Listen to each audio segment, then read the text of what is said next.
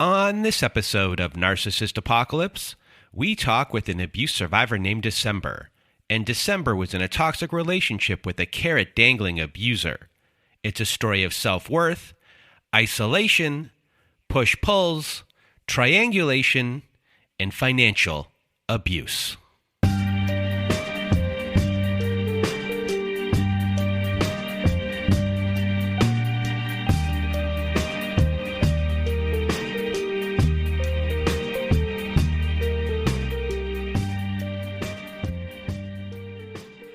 Welcome to Narcissist Apocalypse, everyone. I am Brandon Chadwick, and with me today we have December. How are you? Doing really good, Brandon.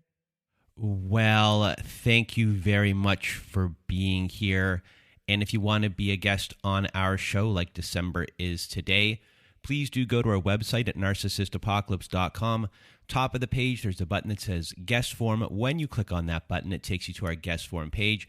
There you can read all of our instructions and either send us an email at narcissistapocalypse@gmail.com or fill out our guest form and press the submit button. And please do send it in the format that we ask for. And today you are going to hear December's story, and it's a little different from some others, as December and her ex aren't officially a couple for a very long time. In this story, it begins as a friendship with a really built-in long game dangling carrot. And a big content warning for this episode. We have graphic discussion of sexual coercion, suicide attempts, suicide threats, and physical abuse in this episode. So if this isn't for you, please turn this episode off. So with that being said, I'll get out of my way and your way. December, the floor is now yours. Well, thank you. I'm really excited to be on the show and kind of be able to share my story. And I'm really hoping that, listeners can learn about this probably slightly more unconventional story. So yeah, just about me. Only child. I was born in Canada. Both my parents actually met through a religious church group, if you would call it that. I jokingly now call it the cult. They had some pretty interesting beliefs. One of them was that you pretty much had to be engaged in order to date. So interestingly enough, my parents, I think, were engaged by the second date and married probably in about, I want to say 6 months at least. Growing up with them, I was not just the only child, but also the only grandchild. And even though I was born in Canada, we moved down to the States to be with my mom's family. Mom's family was interesting. There was a lot of just kind of volatile family interactions, very religious, kind of fundamentalist in a lot of their beliefs.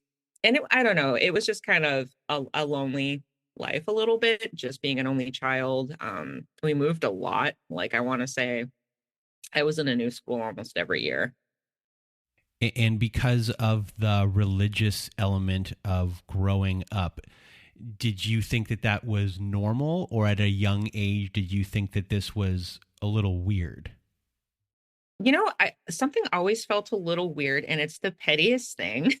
Like, as a little kid, I loved the elements of fantasy. I mean, we're talking the 80s when you've got, like, legends coming out and Labyrinth and stuff with unicorns, like The Last Unicorn. So as a little girl in the 80s, I was all about that stuff. And my parents were involved in that church group for like till I was about 8. And I remembered there were just things that they would tell us that didn't really correspond with what I heard from like my extended family or even in school.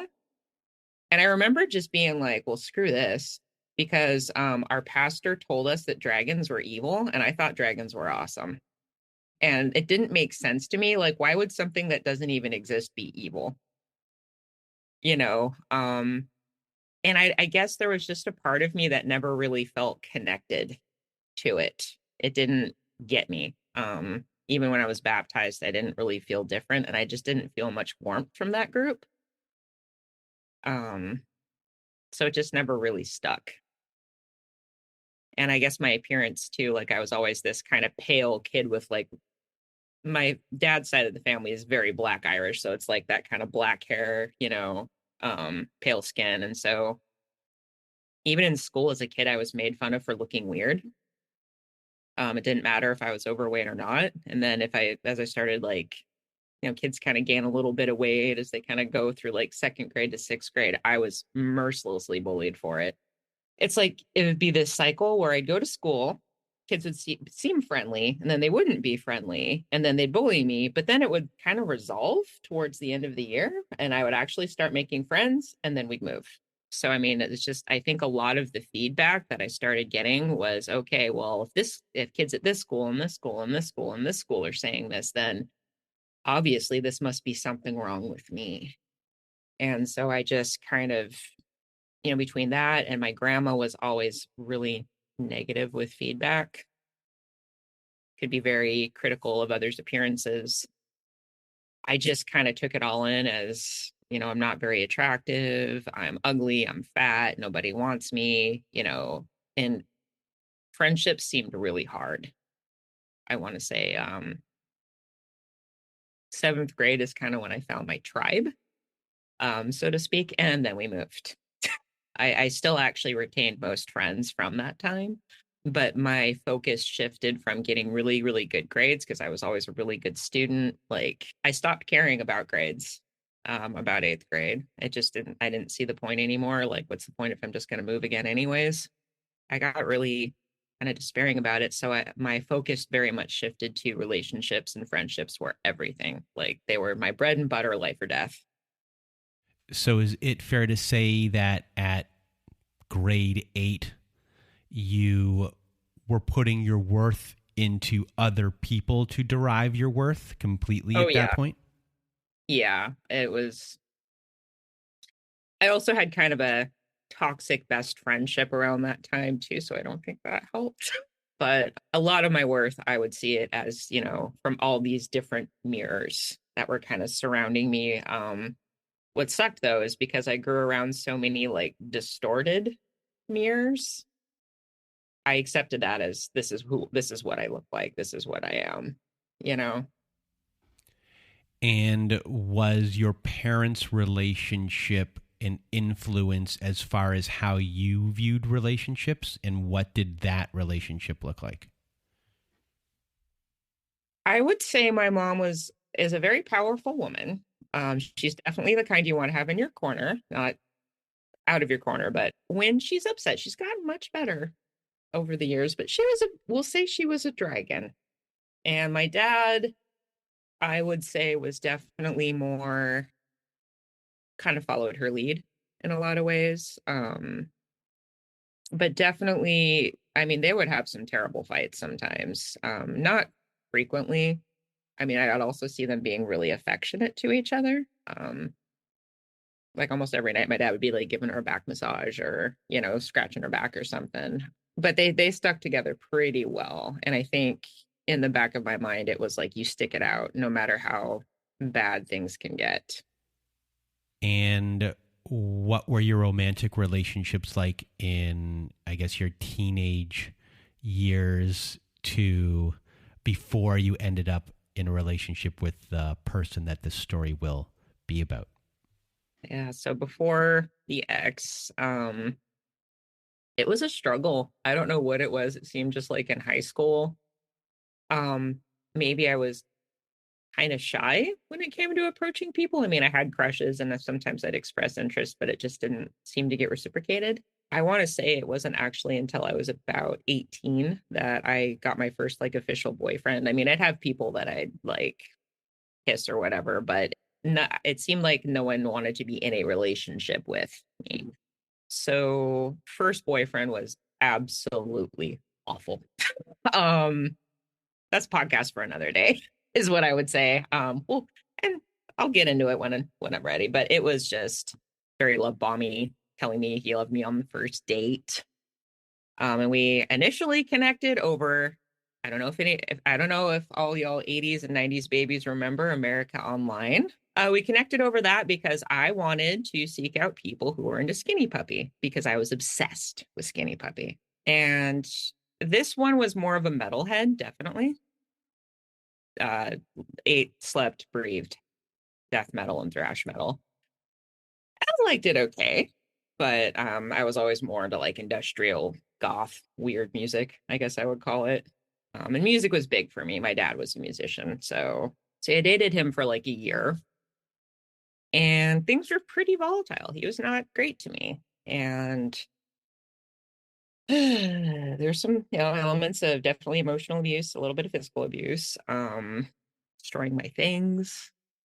Interestingly enough, that guy has since actually gotten in contact with me a few times to say I was so terrible to you. And I'm like, yes, you were. But I'm like, oh, we were young. We were young. Thanks for the apology. So we've heard that you have self-acceptance issues. You have this belief that you aren't attractive. You are putting your worth into other people's hands at a young age.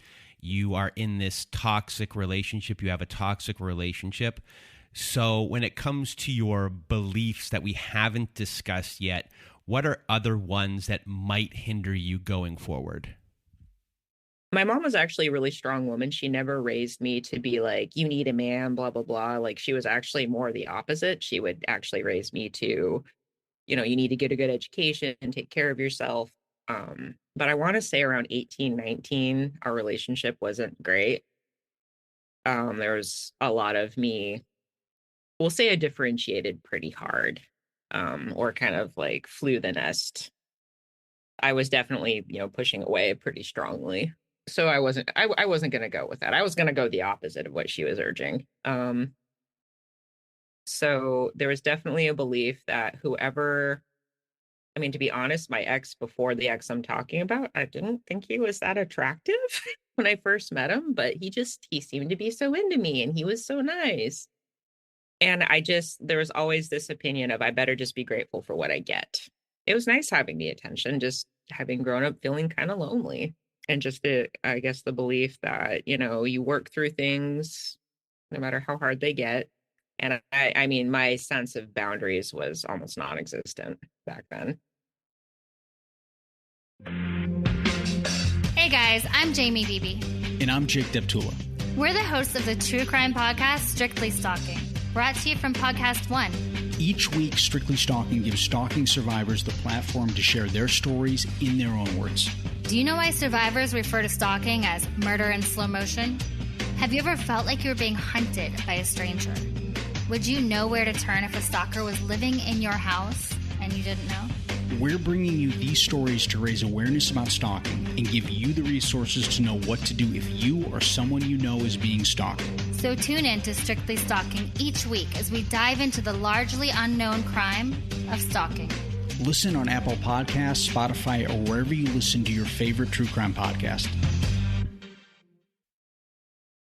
So at the tail end of the relationship that you previously mentioned, that boyfriend was a band groupie for a band that was fronted by the person who this story is about. And this person was charismatic, he was funny, he was talented, that's why you liked him.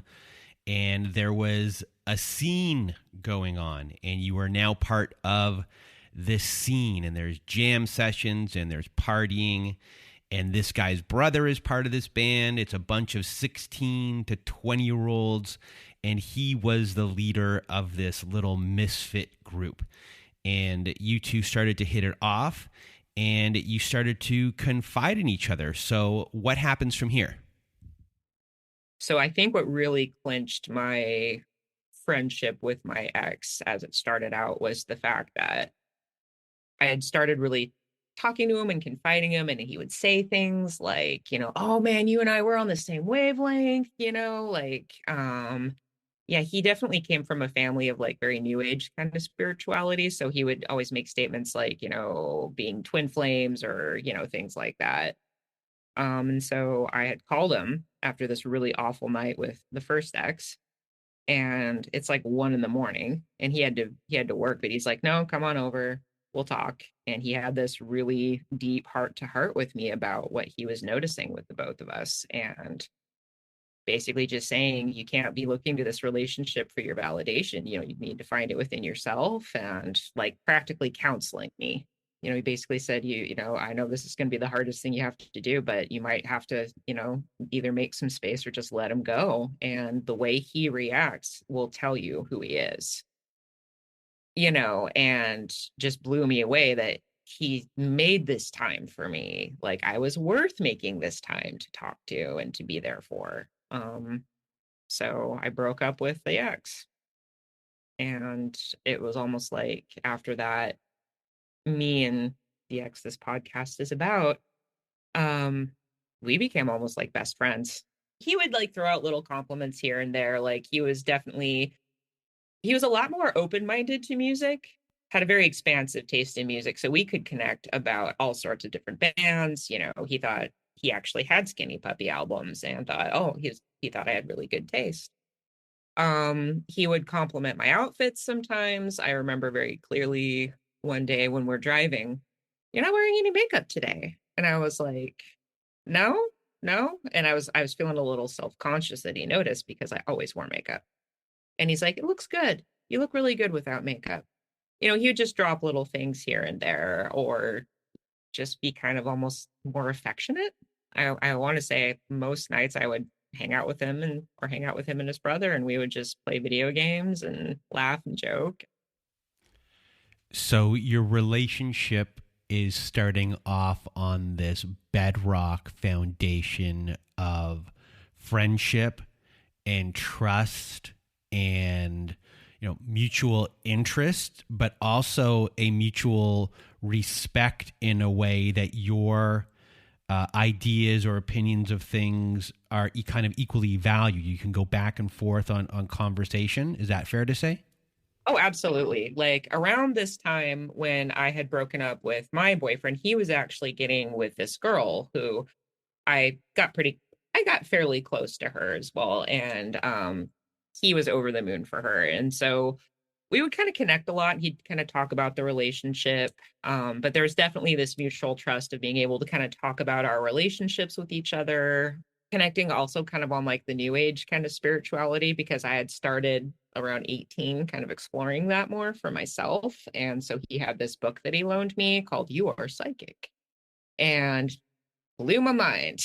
But yeah, just a lot of mutual trust. Like, you know, if I was short some money from a paycheck, he'd loan me money and I'd pay him back. Or, you know, he helped me learn how to change a tire, you know, things like that.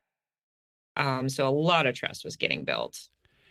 And now, in hindsight, are there things that you notice about him back then Oh, yeah. that were a little bit troublesome, but when you're already in a situation where you trust is being built and you're getting this back and forth, you know, you're good friends, you're obviously not gonna always see these things.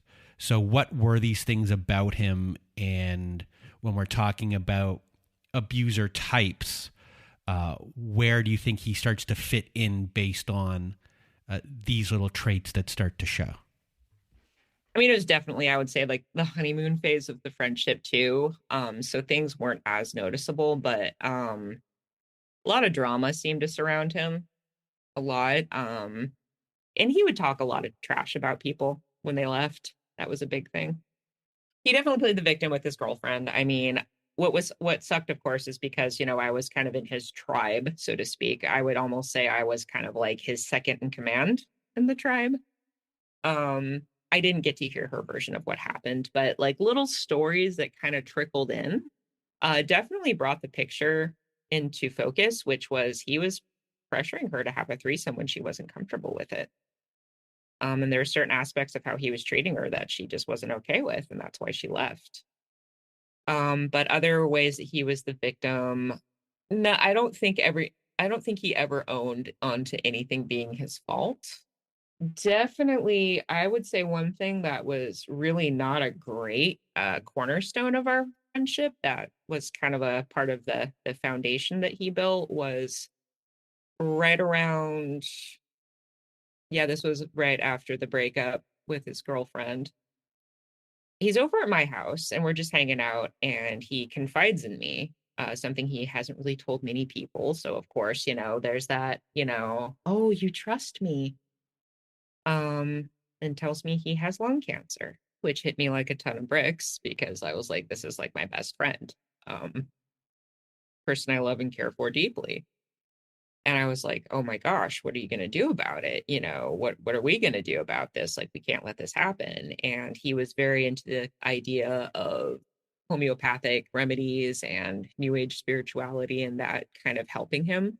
And so I thought I have to do everything I can to help him, because I thought realistically he could die in the next year or two. And I want to make sure his life is wonderful. Did he have lung cancer? He's still alive, so probably, unless he is a modern medical marvel, um, I don't think people live with lung cancer for 20 years. So no, I never had evidence that he did. And he never went to chemotherapy or anything like that? Oh, hell no. No, not at all. Not at all. And how does he view women? Oh, definitely from the player Lundy Bancroft list of abusers. I mean, definitely he had some trauma in his past, we'll say. I'm not going to get too personal about it, but we'll say from women, and seemed to think he was God's gift to women in a lot of ways. Like, he was put on this earth to please them sexually. He definitely put women on a pedestal, but they were also just, I think he viewed them very much as meant to be porn stars, but only for him. And he was not held to the same regards or standards. Very objectifying about women. As his friend, and even when we were dating, it was quite common if I was driving, if he was in the passenger seat and there was an attractive girl walking down the street, I mean, he would just stare and stare and stare, like his eyes were a tractor beam that he just could not pull away. And it was so uncomfortable and so shaming for me.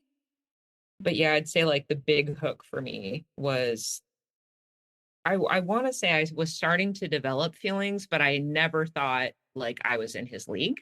It was always like, he's attractive, he's my best friend, I feel really close to him, but it's probably never going to happen. So I didn't really invest that way. So I would still kind of, try to talk with people in our social group and, see about, didn't really go on a lot of dates, but went on a couple.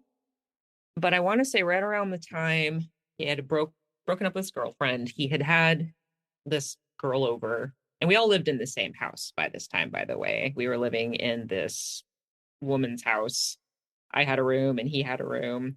So he'd had this girl overnight, and I felt super weird about it. I actually kind of avoided him for a few days. I was trying to kind of sort out how I was feeling about this whole thing. And I guess on day 3, he calls me into his room and he's like, hey, I want to let you know, I kind of noticed how you've been, and it kind of seems kind of obvious to me that you have feelings for me. And I'm like, oh, fuck. Oh my God. Because my heart just dropped, because I thought, oh, here it comes. I'm going to get the speech of, we can only be friends. I only feel about you in a friendship way. And I think he could see it in my face, because I've heard this before, but it didn't go that way. It went, and I feel the same way about you. And I was just like, what? It just felt, I swear there was like sparkles around him as he was, saying this. I'm like, what you mean you also feel what? It was so like, if Gary Newman's, Dreamweaver or whoever did that song would have been playing in the background, it would have, but then he goes to tell me he's not really ready to be in a relationship right now, and he doesn't want to ruin, this amazing friendship that we've built. So he's just going to kind of wait and see how things go before we deepen it. And I'm like, sure. And I mean, I was on cloud 9, I think, for that week. I mean, probably skipping to my car before I went to work. But it was also kind of a tense time because there were other girls in our group that were into him. This episode is sponsored by New Majority Ventures. The BIPOC community, women, immigrants, the LGBTQ community, veterans, and disabled entrepreneurs are creating businesses more than ever, but there's just so much bad information out there. And that's why Melissa Bradley started New Majority Ventures and is sharing entrepreneur knowledge on a few of their podcasts. Founders Hustle, the Deep Cuts podcast, and the latest one is called Porch Talks, with new episodes dropping now. Porch Talks has conversations with CEOs, investors, venture capitalists, and foundations. And these episodes inform, instruct, and inspire.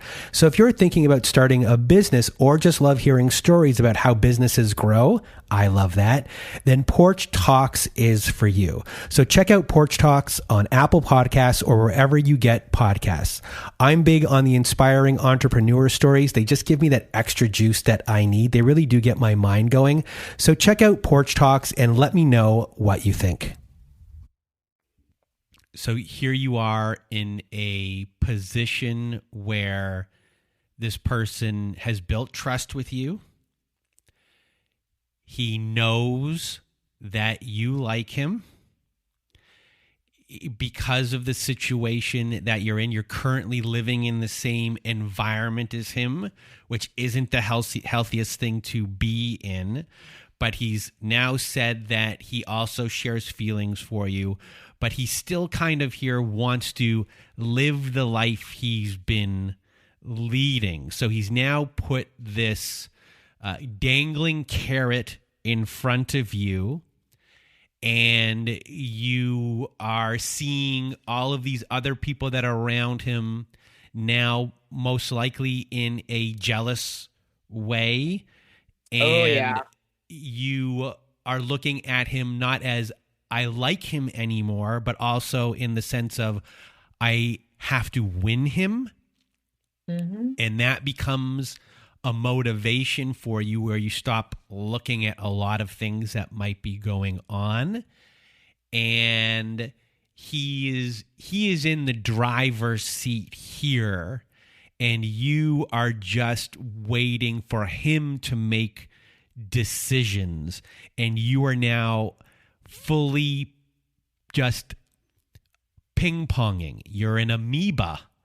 And when something like hits an amoeba, you're just reacting to stimuli at this point, and your emotions and feelings are all over the place because of it, but at the same time being invalidated in a lot of ways. Oh, big time. Yeah. I mean, it was definitely like at his mercy, or at the mercy of his decision. And the sad part is around this time, there was he wouldn't have been a great person to get with anyways, but I kind of burn a little bit when I think about, like, around this time, I could have probably gone dating other folks too, or I could have, put a pin in it with him, but still kind of saw what my options were. But it's like this time I thought, no, I'm all in. I'm going to put all my eggs in this basket. It went from, I love this person as my friend to, like, I think I'm in love with this person. And it did feel really, I almost felt kind of pitted against some of the other females. Things really kind of came to a head when there was this girl who, she was attached. She had a boyfriend. She was very nice, really cool person. He was into her, and I think he somehow thought he had a chance with her, even though from what I saw of their interactions, she seemed to have a decent sense of boundaries. So I think he just, his own delusional beliefs were maybe driving that. But yeah, I want to say on this one night, he was like saying he was going to talk to her and he was going to let her know how he felt. And at that point, there's a lot of drinking involved that night. And I remember just being like, fine, fuck it. I'm done. I'm just going to go downstairs and I'm just going to go pout in my room, and this will be the end of it. I had so many of those moments in this relationship where I was just like, nope, fine, I give up, just feeling totally defeated, honestly. And lo and behold, he comes down to my room and asks me to come up to his. And I'm like, okay. And I was expecting once again, oh, here it comes. Here's the talk. Things went well. She's going to break up with her boyfriend and now they're going to be together. And I'm just preparing myself for the sting. And he tells me, well, as expected, she's pretty honorable. She's not going to mess with their boyfriend, or, she's not going to mess with that relationship. And I was, I felt a little relief. And then he kisses me. And I'm like, wait, what? And the next thing I know, we're sleeping together. It was pretty overwhelming. I remembered for 3 days being a little bit in shock about it. Or I don't even want to say shock, but just kind of like feeling that surrealness of like, we slept together. And even coming to the jam, I was kind of not really with it. And then, yeah, I guess after that, like, we would visit each other in our rooms and we're kind of that for each other. And he knew I wanted a relationship more than anything. And it was there's always this imperceivable, vague point that I would get with him, but just not right now. And it was painful. So eventually you wanted to move out of this apartment, and this becomes a big escalation point in your relationship where different types of abuses start to begin. So take us through this. Oh, here we go. Around this time, I think he was quitting working for his uncle because, he just was over it, I guess. But around this time, because I think we were such intimate friends now, I had moved from kind of like in the basement of this house to being in the room, like literally adjoining his. So I could pretty much hear anything that was going on in the room. And so at one point, I'm about to fall asleep and I hear him talking with one of our mutual friends. Just to kind of, I guess, put a frame on what was going on at the time. The lady that we were living with, she was just kind of a train wreck in a lot of ways. She would, dishes would pile up. She was not a clean person. She would eat us out of house and home, didn't keep up on bills. So we had gone 2 weeks without hot water. So we were kind of ready to move on. I had a good job, he made decent money with his uncle, but he wanted to move on. And so he was looking into his other options and was actually going to move out of state with a friend. And I felt like it was time for me to finally be on my own. And so I, signed a lease on an apartment, and just kind of provide the backstory for this story. So one night I'm about to fall asleep and I hear my ex talking about, about the idea of having to move out of state, being, with this other friend, old friend that he had. And it was funny because we were so close. I think everyone could kind of perceive that there was something going on underneath the surface. And this friend is like, "You're not going with December?" And my ex is like, "Doesn't look like it. I mean, if she was a real friend, if she was a truly good friend, she would invite me to come stay with her." And that I let that kind of percolate for a bit, because it's like sometimes in life you have these these like choice points, right, where these things kind of, there's a fork in the road. And as naive and boundaryless and codependent as I was back then, I could tell that was pretty manipulative. Like, I knew it, but there was so much guilt and concern for him, especially like, what if he does die in the next year or so? Like, it's like if your pet's terminally ill, not that he's a pet, but you want to give them the best life you can. It's just a little displaced because I wasn't actually supposed to be responsible for him. That ate at me.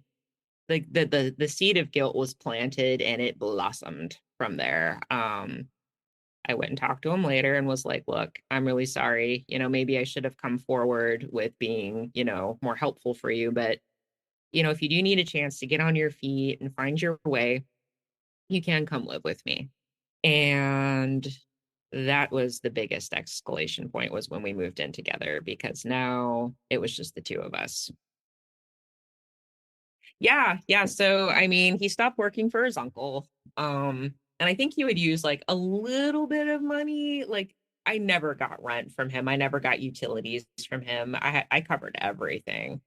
It's embarrassing to admit. Sometimes it's hard to look back and not cringe a little bit, but I thought I was helping a friend get on their feet. The only issue was he wasn't doing anything to really get on his feet. And did you say anything to him?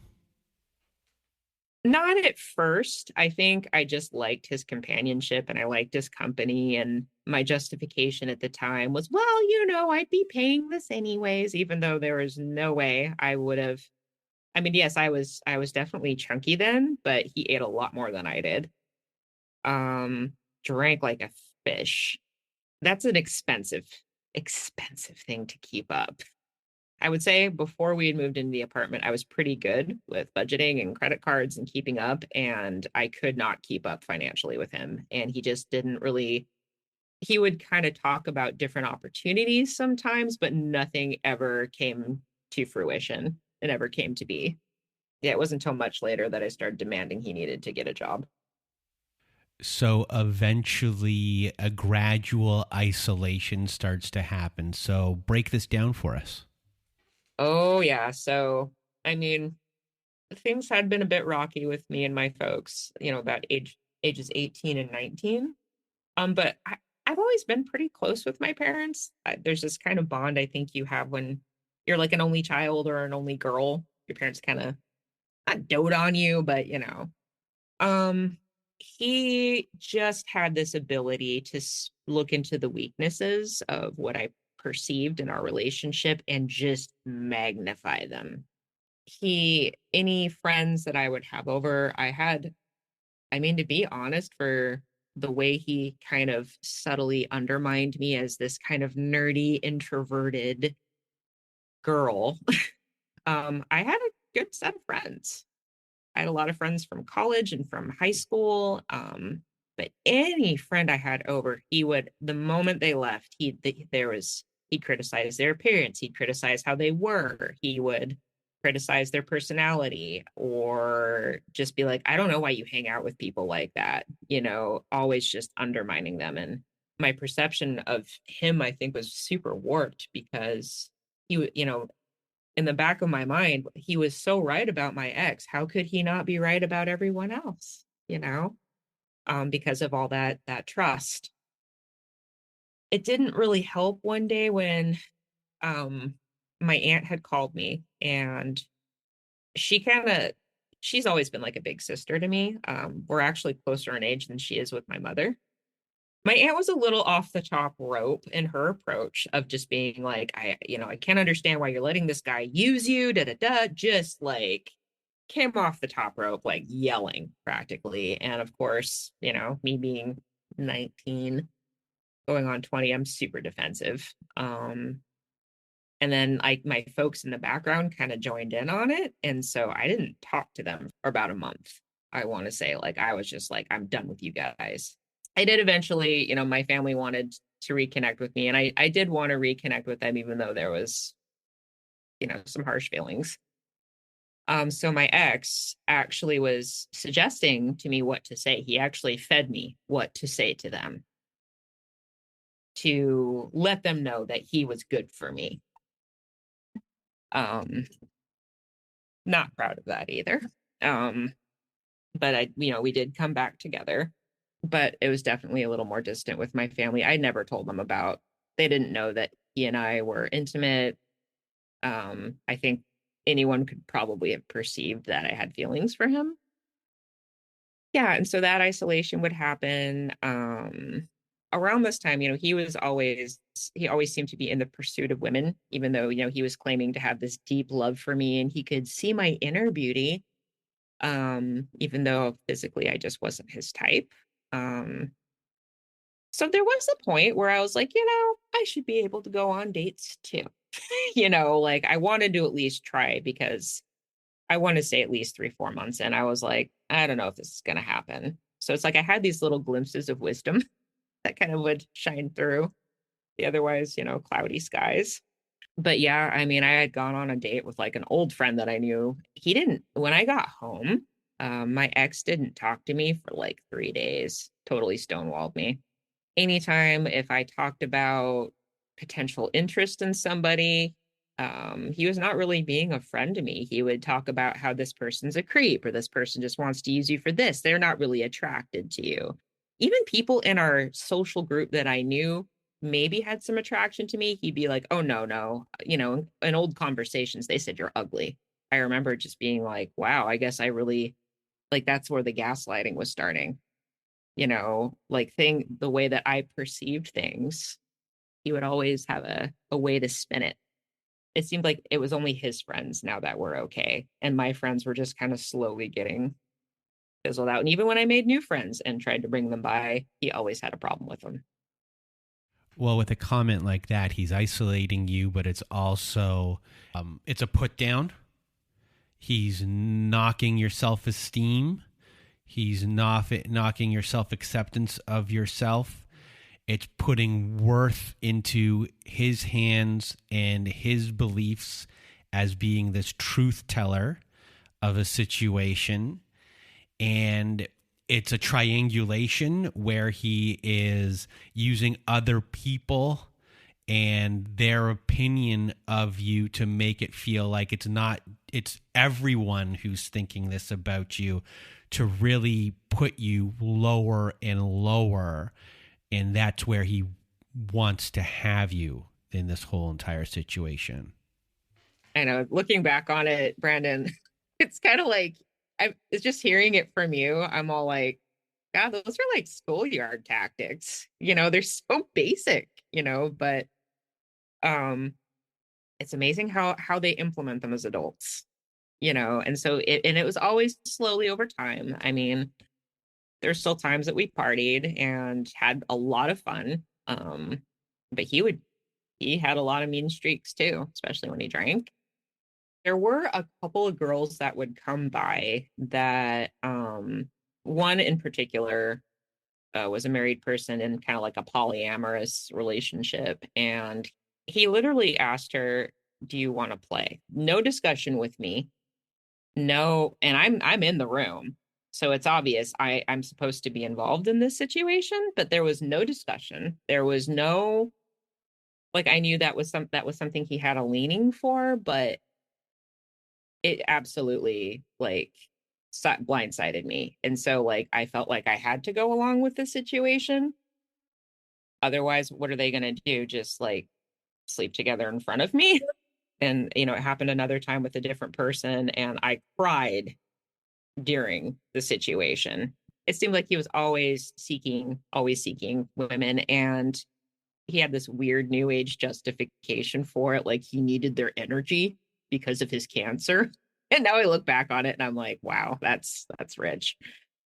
But like, it bothered me. It ate at me so bad. I mean, how could it not? Because it kept making me question, well, why aren't you picking me? Why not me? Like, I've put in the work. I've put in so much work in this, friendship relationship. It was painful. And there were many times I would start crying. That's kind of my default. I'm one of those people. If I'm super happy, I cry. If I'm super touched, I cry. If I'm really angry, I cry, and so he would just come in and just be like, oh, you're so sensitive. And it's such a sweet thing about you. It's one of the things I love about you. But, you got to look to yourself for validation. You got to get more secure. You're so insecure. It was always presented in this very loving, tender way, but it was really shifting everything away from your actions are hurting me. You doing this is hurting me, and I don't know. And I would express my doubts a lot. Be like, I'm not sure if I'm okay with this. I wasn't his type. He had a thing for very slender, big butt, kind of redheaded blonde girls, and I was physically the opposite of that. He coached me on, like, he knew I wanted to lose weight. And so he would like coach me on how to diet, but then he would like make me stuff or order things that would sabotage it. It was kind of like he was the poison and he was the cure. It always came back to what was the defect in me, what was the insecurity in me. I need to work on my affirmations. He was so much about that. To this day, as a I work as a therapist, and like there's a part of me that kind of cringes when I hear the word affirmation, even though I'm recommending them, because I'm like, got corrupted. So he is very much in control here. There's an element of spiritual abuse going on in this new agey talking sort of way. He started off as this hero confidant. Trust was built. He gives you this dangling carrot of a relationship. Isolation has occurred. I mean, you are in it and you are afraid to lose it. And sometimes you feel like you won, you get this relief, but then an abuse happens and then there is this despair. So it's like you're living in his world. It's his world and you are playing a part in it. Sometimes you are even a flying monkey in a way. And this is really at this point just this puppet master, and he's really just pulling the strings. Definitely. It was the dangling carrot, the isolation, a lot of triangulation, a lot of control. Things really came to a head, going into like the first time he got physical. And he just goes on this tear, just like saying he can't believe what a terrible person I am, and I'm such a, add expletives here. I'm sure to be honest, I probably blocked a lot of it out because that was a very horrible, intense night. And so he gets out this poem that he wrote for an ex-girlfriend who cheated on him, was terrible to him, according to him. When I look back on the things he says, who knows what was actually truth. And so I'll never forget, and I can feel my hands balling into fists as I say this, but he's reading it to me and he looks at me because one of the lines of it was thin schism of a being. And he just looks me dead in the eyes and he's all fat schism of a being. My eyes just widen. And I was like, in the back of my mind, I'm like, oh, hell no. Like, I'm done. Like, part of me was like, I'm not listening to this anymore. So I reach forward to grab the poem so he'll stop this tirade of abuse. And he puts me in a headlock and punches me in the head, screaming at me like a banshee. Like, how dare I attack him? And I, kind of like, recoil, and I'm just in just this complete shock. And I'm shaking, like, it feels like the world, like my whole foundation has just fallen out from under me. And like, I don't know how to describe it. It's almost like your body just feels shaky and like there's no ground at all. And he just keeps going on this tirade. I don't know what I was thinking. I was like, this is such darkness. Like, I realized I could literally just feel like tunnel vision happening. And I was like, this is total darkness. He's yelling, he's going to leave. I'm just such a terrible friend. I mean, he said some really foul, terrible, traumatizing things to me. But I remember just finally going, you know what? My family's never going to understand me. I don't have, sorry.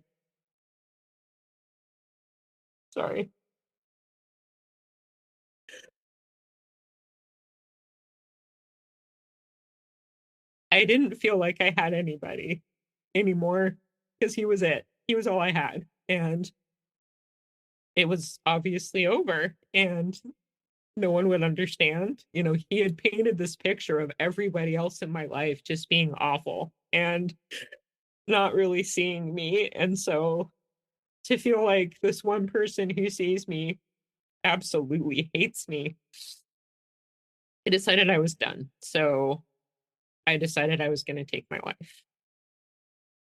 And I went into the bathroom with a carpet razor and made I would say a fairly feeble attempt because my pain tolerance isn't great. And I think he got wise to the fact that it was getting pretty quiet. And I was in the bathroom for a long time. And so he wrestled the door open somehow and like grabbed me and pulled me out of the bathtub and helped me kind of patch up my wounds. And he got real quiet real quiet. And I kind of blanked out a lot of what happened, I think. I know that the next day, I think we went to bed, but I think the next day we went out to eat, and he was basically saying, I can never do something like this again. He was very disappointed in me. He couldn't believe I was this far gone as to do something like this. And just to give you some context, Brandon, this is a guy who would regularly self-harm.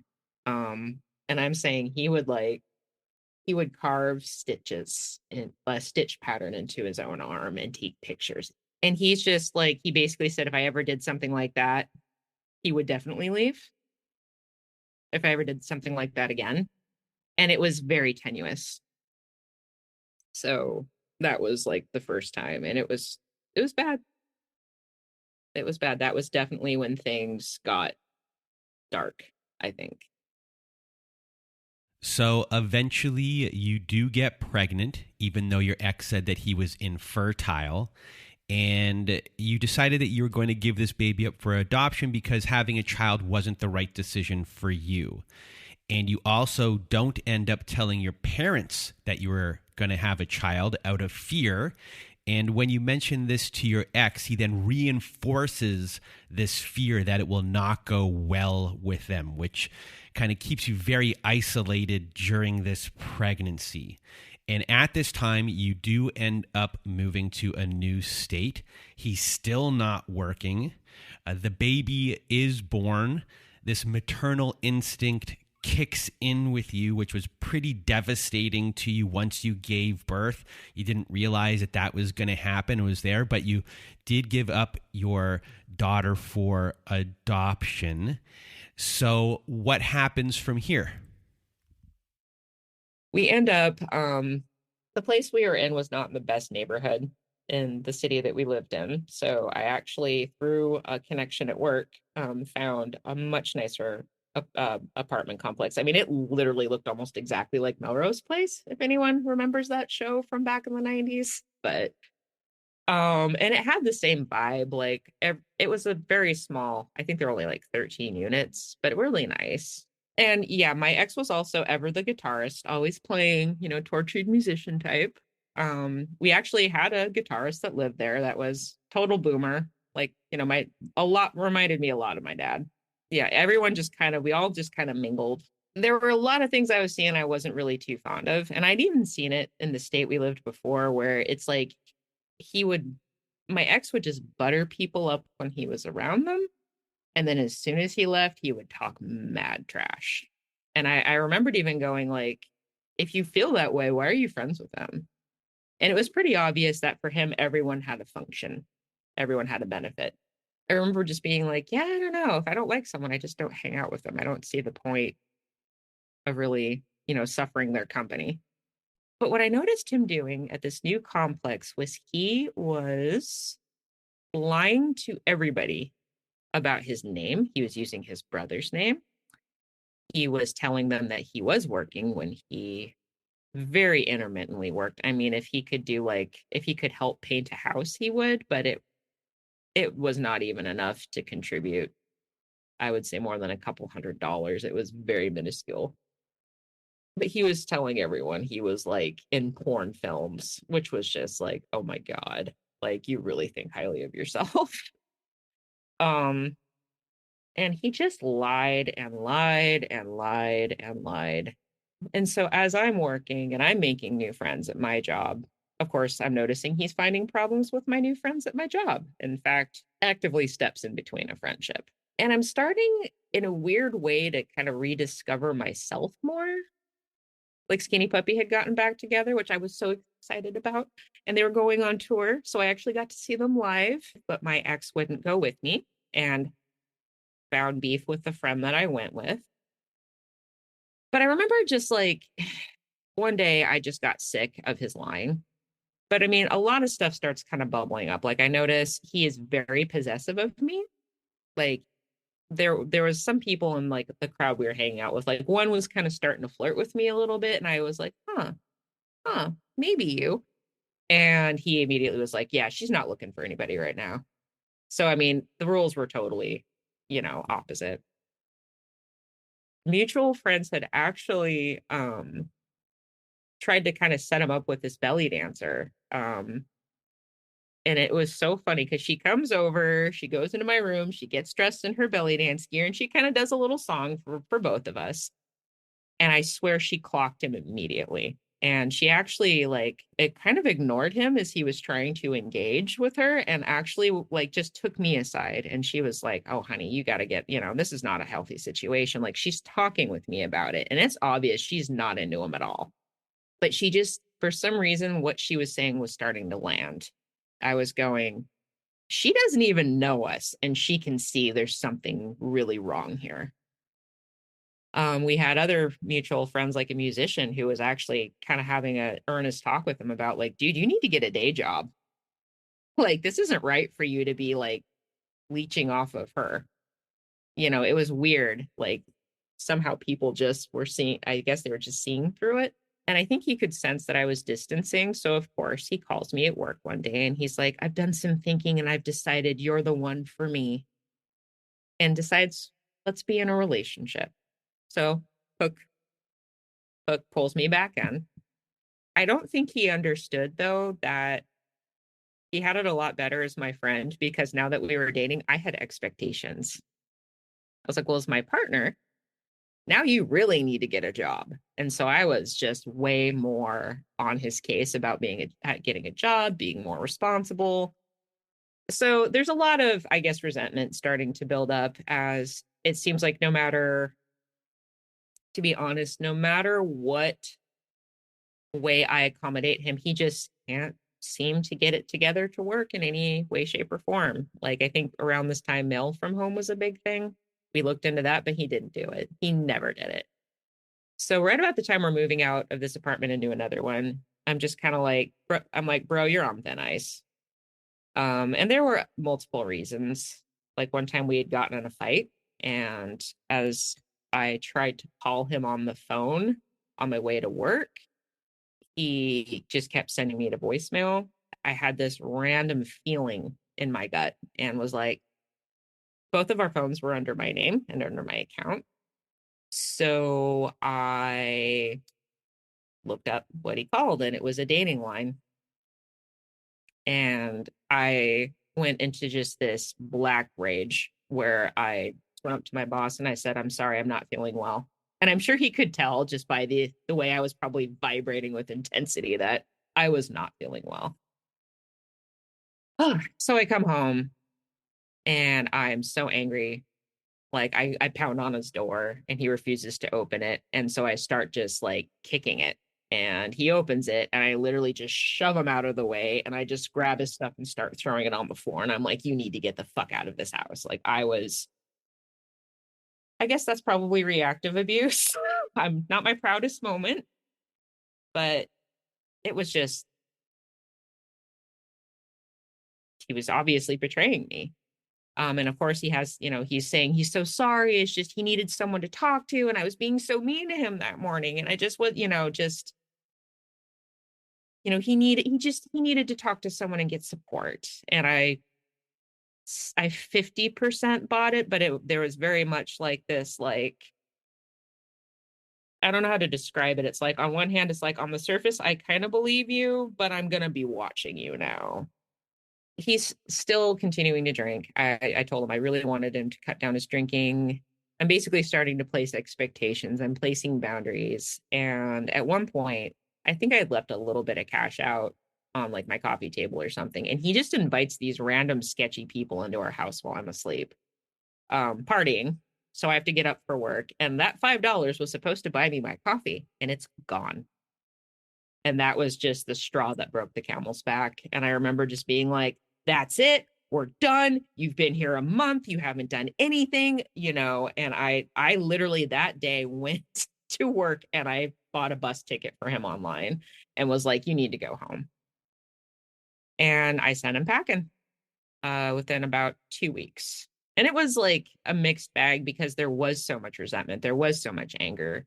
My brain was really starting to make a lot of connections on all the dishonesty I'd experienced from him and all the unfairness. And I mean, this was like what, 2004, 2005? My concept of abusive relationship was, well, clearly they have to be like beating you up all the time. It was a very generic societal kind of viewpoint. I didn't know about the different facets of it. He ends up living with his family. I start, oh man, it felt like a vacation having him away at first. I was, just to paint a little bit of a picture, my grocery bill got reduced to like 30% of what it was. Like he ate me out of house and home that much. I was able to go out with my friends, but it's just like it felt like I could be me again.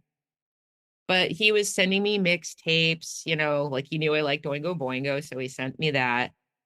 But then he sent me like this very customized mixtape, and I still hate the song Wild World by Cat Stevens because of it. Because it's so just like, hope life goes well for you, but it's going to be really hard for you. It's just like this like really patronizing message in a way. You know, like, well, if you're going to leave, that's fine, but just know it's hard out there. Like he made it sound like, and I think one of the things I really believed with him was like he was protecting me. He was looking out for me, almost like a parent.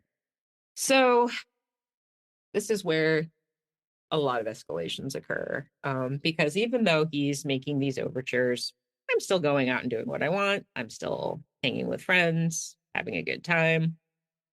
He calls, and I remembered at one point I was hanging out with these girlfriends who were just like, you know, doing shots. And he calls and he asks to speak with them. And I was so tired of him blowing up my phone. I was just like, what do you want? And he's like, what are you doing? And I'm like, well, I'm hanging out with friends. And he's like, well, let me talk to him. I'm like, sure. So I hand the phone over. And so he totally just butters them up and is talking about how much he just loves me and he misses me so much. Just really milking it.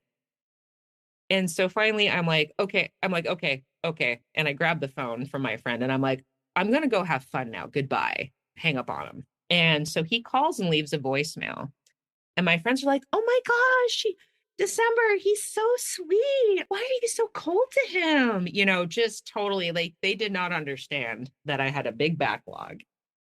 And so I just simply, you know, he calls again while we're talking and I send him straight to voicemail. And he leaves me just this foul, mean, you know, you fucking bitch, blah, blah, blah, blah, blah voicemail. And so I listened to the voicemail and I put it on speakerphone and I let my friends listen. I said, this is also him. And they are just, you just see their eyes just widen and they're like, oh my God, that's psycho. Like that's Jekyll and Hyde. I was like, that's what I was dealing with, not the first one. And so, yeah, so basically he's doing everything he can. He's blowing up my phone. He's texting me. He's still kind of playing the victim and, oh, I'm really broke. You know, so I wire him a little bit of money. At one point we're talking and he starts saying he's going to kill himself, like blatantly threatening it. And, you know, as soon as he gets off the phone, he's gonna, you know, I can't even remember how he said he was gonna do it, but I was freaked out. And so I was keeping him on the phone as long as I could, losing sleep. I ended up, you know, he hangs up on me, obviously to cause concern, and he wouldn't answer his phone. So I call his uncle and leave a message saying, please check in on him, make sure he's okay. The very next day he calls, says he didn't appreciate the fact that I called his uncle. And I was like, well, I was worried about you. I was really concerned. You know, I thought you were going to hurt yourself. He's like, well, I mean, you should have known I wasn't going to do it. I'm like, bro, you said you were going to do it. Like you sounded deadly earnest, like so much confusion. And I was like, you shouldn't say that if you're not intending to do it, you know? And he's like, well, he's like, oh God. And he starts like coughing vigorously. And he was knowing him, he was probably smoking weed or God knows what else. But he hangs up and he starts saying, oh my God, I have to go to the hospital. And I'm like, okay, why? He's like, I'm not feeling good. I think it's my lung cancer. I was like, yeah, you better get to the hospital then. Well, I checked his phone records, and what's really weird is he didn't have a car. He didn't call 911 from his phone because his phone was still under my account and my name. So I can see any phone call he makes. So every 5-10 minutes, like clockwork, he's calling me. And it was amazing how efficient the emergency room was that he was in. I mean, they ushered him in after 10 minutes. Then he's getting an MRI and he's getting a CAT scan. He's getting all this stuff done in the span of 5-10 minutes. And yet I don't hear any voices in the background. I don't hear, and usually if someone's on a cell phone, you can hear something. Nothing. It sounds like I do now, like that slight echo from a room. And I'm just going, I'm kind of like outwardly expressing concern, but inwardly I'm going, this doesn't seem right. There's something odd about this. And especially when I asked him, I was like, well, what do you know who your doctor is? He's like, it's like Dr. L. McCallum. And I was like, okay.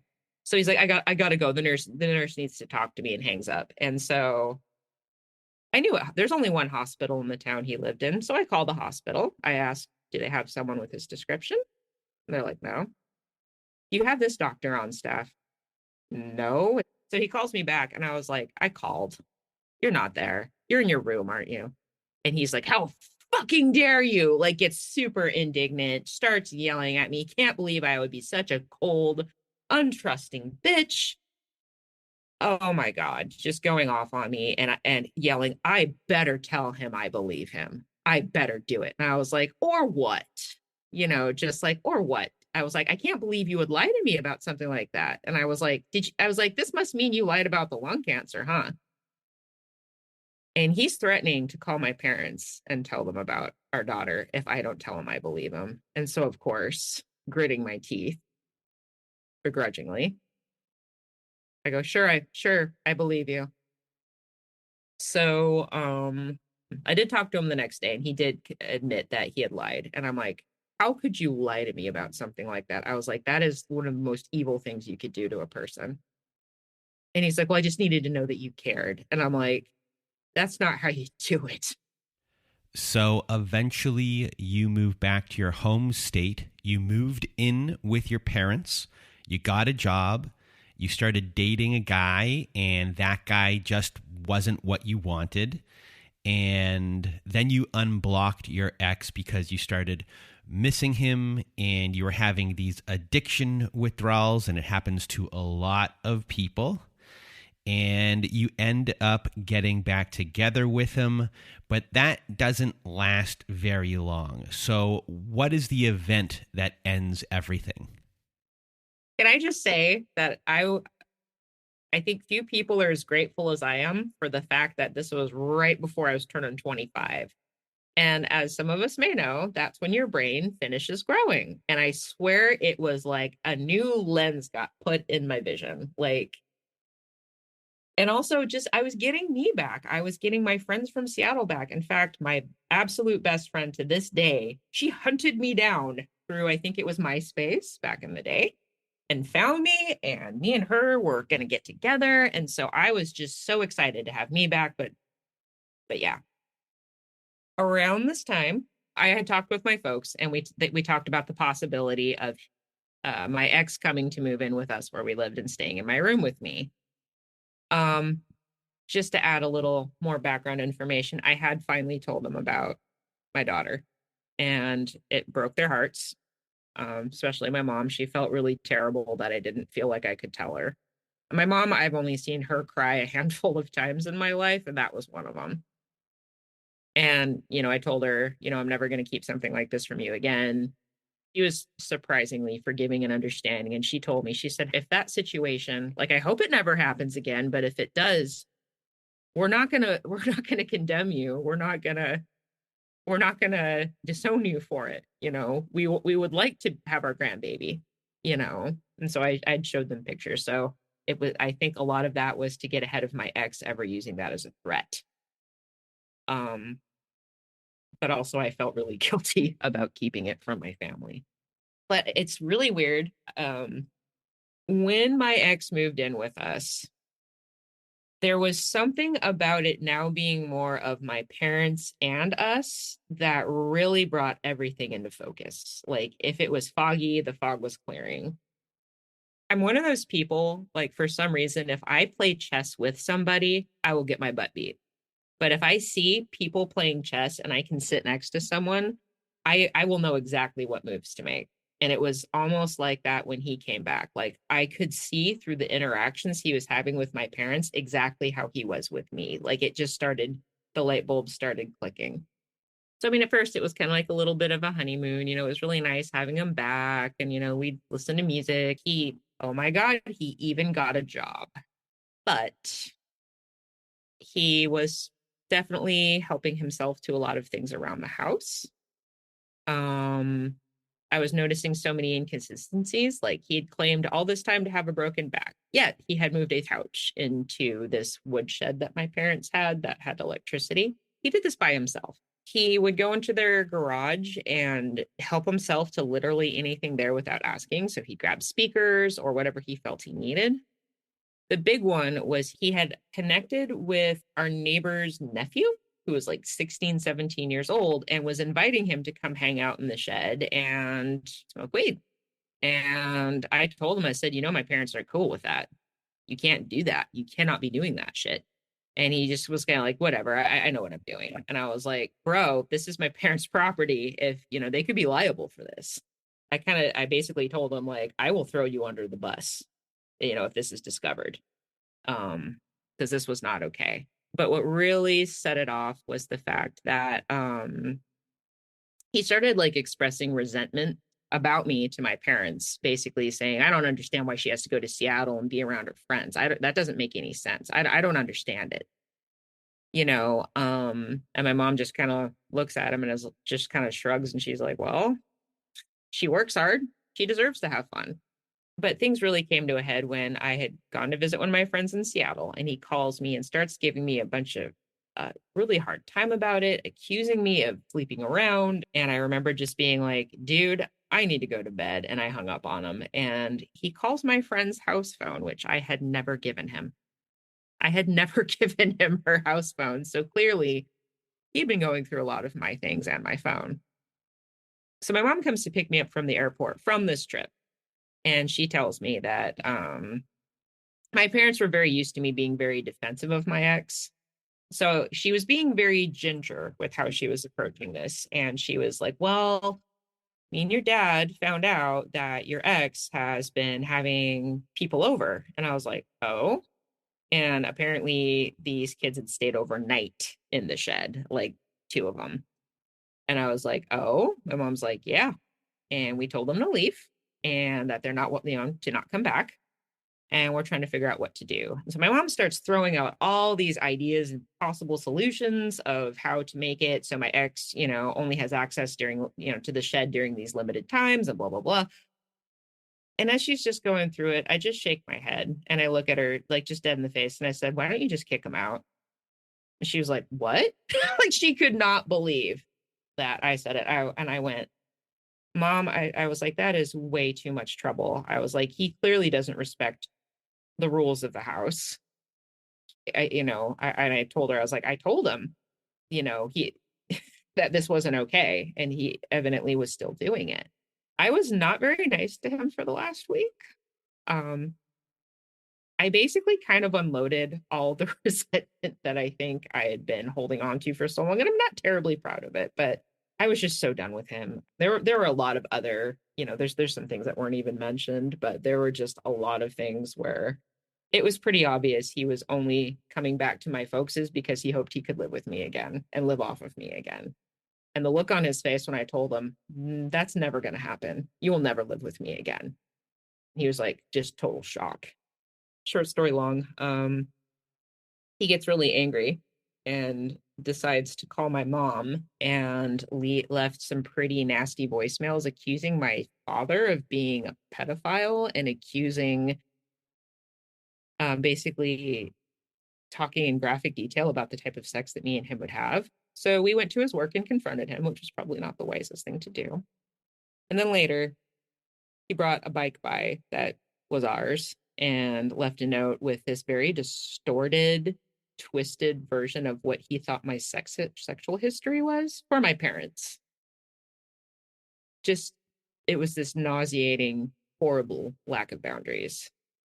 But yeah, I ended up just bringing his stuff to the last of his things to him. And I was going to try the nice approach And was just like, just want to let you know, I wish you well. And he's just like, oh, I really hope you and I can reconnect. And I just looked him straight in the eyes and I said, after what you did, I will never trust you again. I can never trust you again. And I started just crying. I was like, I'm sorry, but we just have to let things go. Or he would intermittently call my work. He had left like 4 really threatening voicemails right before my birthday.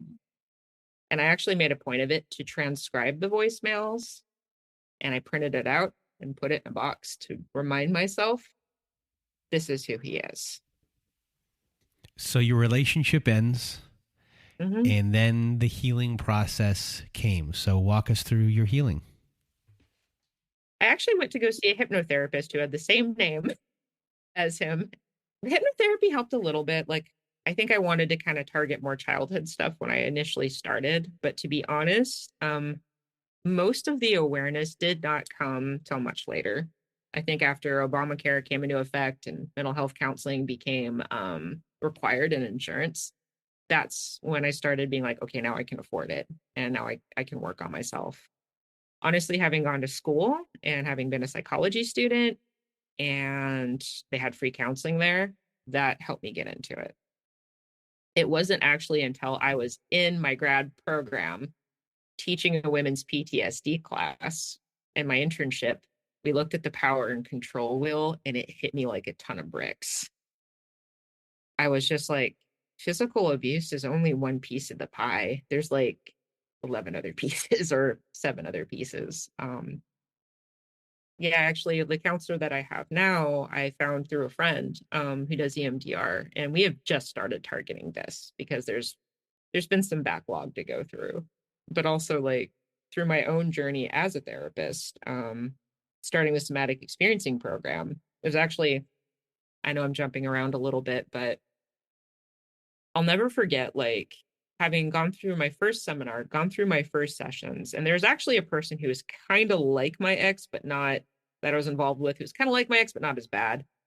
But I'll never forget being around him one last time. And like, I'm standing there and I'm like feeling my body, I'm kind of just feeling in my body and my impulses as I'm talking to this guy.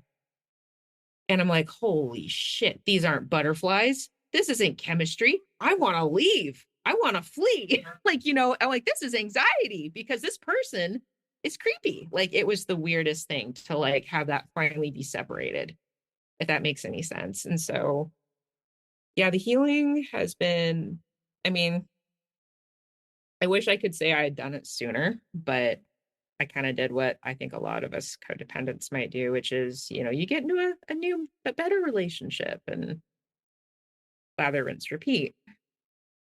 But I think like for me personally, doing EMDR, doing somatic experiencing have been huge game changers for me. Just letting myself kind of renegotiate the trauma and go through it in my body have been huge. But also like no contact was the best thing I could do. And if you had any words of wisdom for everyone listening, what would it be? Oh my gosh, so many things. I mean, of course, everyone says trust your gut, and I'm with that. Absolutely. I would also say be very mindful of what's your responsibility and what isn't. Definitely, I think keeping healthy supports and letting them know what's going on is a really good idea. I guess I want to quote like this life coach that I used to listen to. Like, he's great. I don't agree with all of his views, but he's awesome. And he studies narcissistic abuse. I love this quote, which is abandon all sincere communication with the insincere. And so I think what I would want to say to anyone who is going through this, and I'm hoping, especially if anyone has encountered this guy, really, I think it's okay to ask questions. It's okay to weigh the evidence. It's okay to have doubt. If you're dealing with someone who is horribly insincere and lying, you don't owe them everything. You don't really owe them anything. And I think a lot of what really messed me up was that I always felt like I owed him something. I always felt forever indebted to him for helping me get out of an abusive relationship. And it's like the debt was never paid. So I guess like the big takeaway I would say is you don't owe anyone anything. You get to decide. And it's okay for people to do nice things for you and to just let them do the nice thing. You know, you don't have to keep paying them back for it. And also listen to your body. It'll tell you. Well, December, you did a great job today, and you were just very clear on everything, and you came in today with a purpose of what you wanted everyone to learn and call things out on, and sharing your feelings of situations. And you just did a really good job, and I can't thank you enough for being here today. You know, your part of you today was being a survivor and showing people, you know, everything that was going on. And then part of you was the therapist in you, and, you know, wanting people to understand, you know, the body aspects of things, and that this can also happen to someone who is in this field. So I can't thank you enough for being here with us today and sharing your story to help everyone. All right. Well, thank you, Brandon. I really appreciate you having me on the show. And I just really hope this can help somebody. That's the reason I wanted to share it, is just if anyone's been through something similar or can find like resonance with it. I mean, for me personally, listening to this show has been really helpful because I hear so many little facets of experiences that I'm like, yeah, me too. And it's like, it's like on the one hand, it sucks that you went through that too. But on the other hand, it's like, oh, it's not just me, you know? So, yeah. Well, December, thank you once again for being here with us. And if you want to be a guest like December was today, please do go to our website at narcissistapocalypse.com.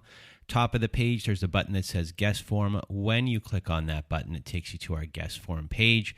There you can read all of our instructions and either send us an email at narcissistapocalypse@gmail.com or fill out our guest form and press the submit button. And please do send it in the format that we ask for. Also, at our website, we have our very own support group at narcissistapocalypse.com. Top of the page, there's a button that says support group. When you click on that button, it takes you to our very safe social network, where in there we have Zoom meetings every Wednesday night, Thursday afternoon, and Saturday night. We have forum boards for you to post on to get the validation that you need from other survivors just like you. And you can validate other survivors that are there as well. It's a great group of people in our support group. So join today at narcissistapocalypse.com. And if you need even more support, please do visit our friends at domesticshelters.org. At domesticshelters.org, they have articles and resources to help you make sense of what you are going through. They have every phone number, every email, and every website address for shelters and agencies, no matter how big or small your town is. Domesticshelters.org has it there. It is a great resource. It is a great website with great people. That is domesticshelters.org. And that is it for today's episode. So for myself and December, we hope you have a good night.